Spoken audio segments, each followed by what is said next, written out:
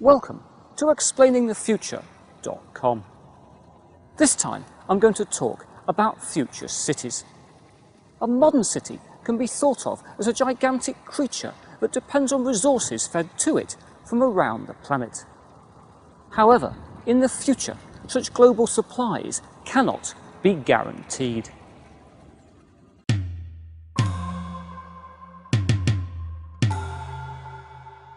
Cities have evolved into sophisticated cybernetic machines for keeping civilization alive. In some respects, cities are therefore humanity's greatest achievement. Nevertheless, most cities would descend into anarchy in only 48 hours without a constant supply of food, energy and clean water.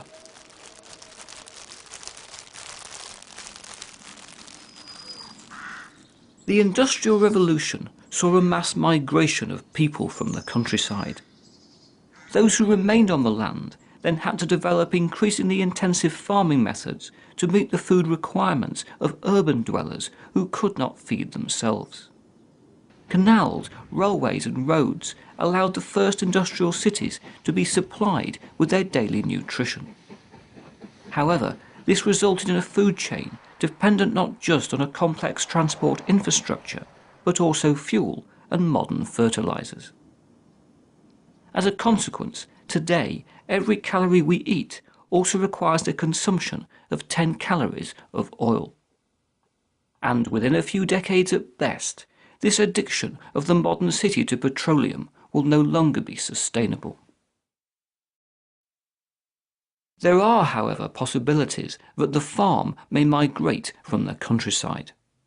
So-called vertical farming could involve multi-tiered city farms in future glass skyscrapers or pyramids.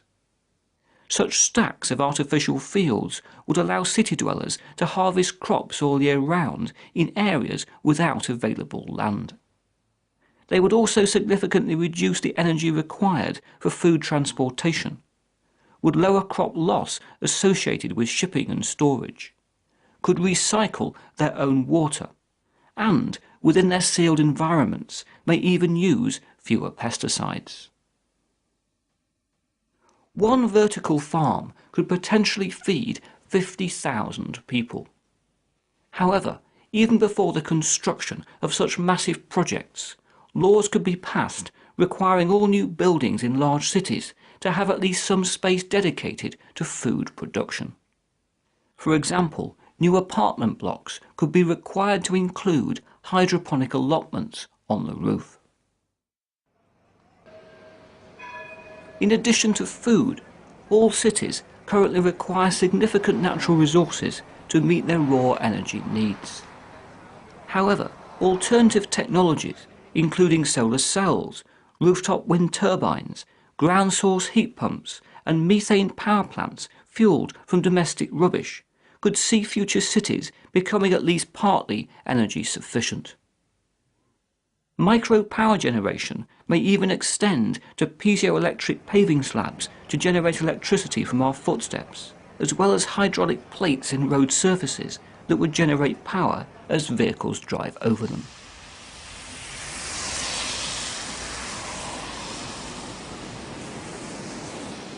In addition to producing at least some of their own food and power, future cities will also have to use fresh water far more efficiently. In part, this is because treating and transporting fresh water is energy intensive. However, half of the world's population now live in countries where the water table is falling. Future cities will therefore need to capture and recycle water wherever possible. Future food, energy and water supplies are at best uncertain. The global population of city dwellers also continues to increase. Future cities therefore need to become leaner and more self-sufficient. For more information, please see explainingthefuture.com. But now that's it for another video, and remember, the future is in your hands.